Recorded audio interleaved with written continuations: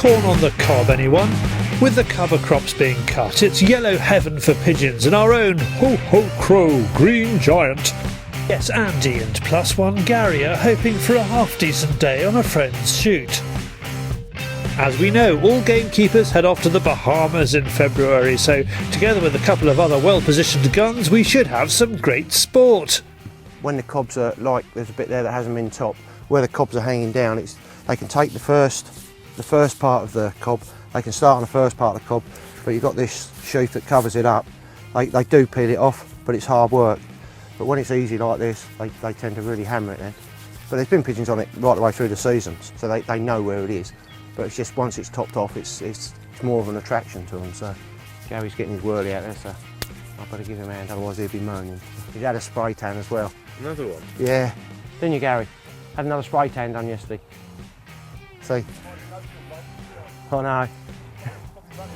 It is a bit.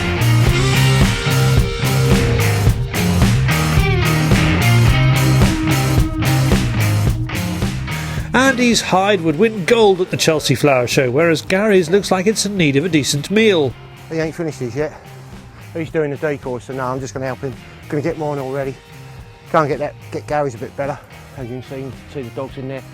Going to make it a bit better. Just put up some more of this fur like I put around mine. Make him look more like a bush. Yeah, it's a case of helping each other out really. He's got his job, sorting the decoys out, and I'll get down and help him sort his eye down in a minute. With the whirlies and older birds on cradles, Crow turns all MI5 on us, and fresh from Q Branch, he wants to show us his FF5. Now it sounds top secret, and in the pigeon shooting world it probably is. It's a remote controlled flapper.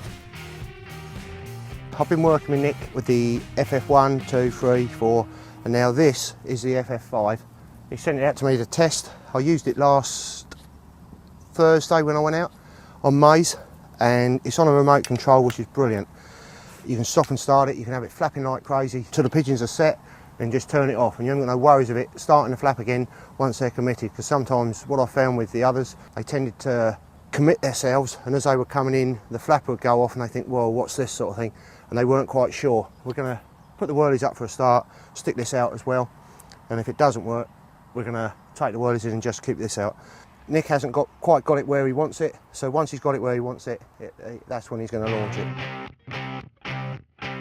Crow explains how to mount a bird on the FF5. What you've got to remember, when you use these flappers, always break the bone. Always break it just there, but be careful because they sometimes break and go through your, and go into your thumb. Use a pair of pliers is a good way of doing it. About halfway along the white bit. Like that. And then at the back here, you've got tail spreaders. Just slot that in there like that in there like that. All it needs now is a battery and we're away. So it's stationary until you activate it? Yeah, so while it's there, it looks just like a floater really, while it's there. As soon as you start press the button, away it goes. Right, as Crow would say, let's get on. Crow makes contact with the first bird that comes his way. Always a nice feeling.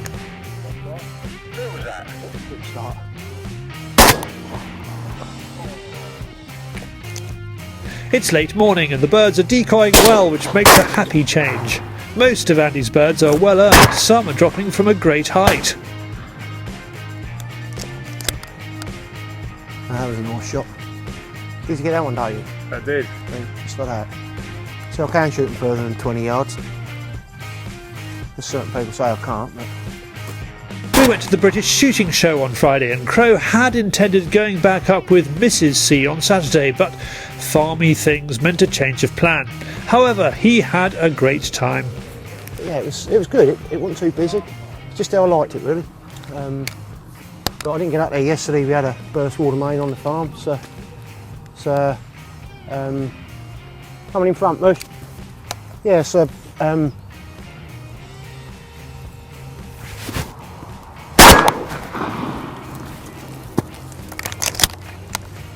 yeah, so that was yesterday out the window. Then I had today lined up for pigeon shooting with +1, and so I only got up there the one day. So, but no, I enjoyed that. I enjoyed the show. it's nice people coming up and saying hello to you.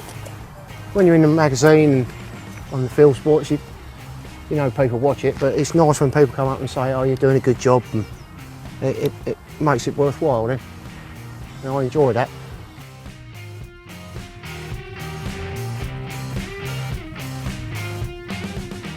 Crow is shooting really well today and the birds are out at all ranges.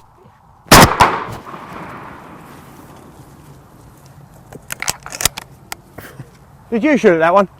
Oh, that's all right then. I'll tell you, some of these birds today, they've committed. That one committed, but you could see he was changing his mind at the last minute, so I thought I'll give that one. So, but no, between me and Gary today, we've shot really well. I'm enjoying myself today. We're both shooting well. But I mean, that is a bird that has come from. It's come a long way, that had. I haven't seen birds drop in from that height for. Well, a long time. But no, they do come to this old maze well, and if they haven't been shot at, which they haven't been here, they tend to decoy a bit. But that one, you could just tell he folded. He was coming. He wanted it. And at the last minute, you could see he was going to drift away, make for the wood, and he wasn't going to quite make it. So that's why I shot it when I did. Yours, Mersh? Now and again, Andy and Gary become as one. So is that Airy or Gandhi? Let's not get into trouble. The two work in tandem. You take the left-hand one, Mush, I'll take the right. Say when. That's what you call teamwork. Gary's taking the left-hand one, I've taken the right-hand one. You hear one shot, both of them folded up, and we've done that several times today. Synchronised shooting. Now there's a terrible thought. Back on track and Ruby is working her socks off. Good girl.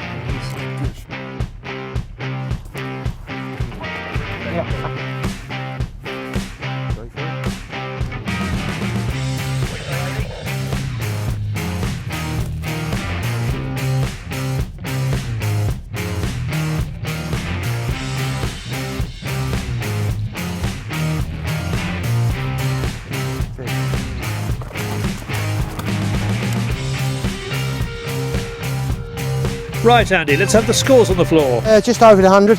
We was hoping for a few more, but we weren't hoping. We was expecting to get a few more. They switched off real quick. They must have found somewhere where they could get in, where there wasn't someone. I think we get another. Well, there's still probably 4 acres there. Rounder still to be topped. We haven't topped too much off. But Gary will be back in later on in the week, get the rest topped off. We'll probably get another. We'll get another 2 days on it, I think. I'm going to have to be a bit quick because I'm off on holiday to try and get a tan like Gary's.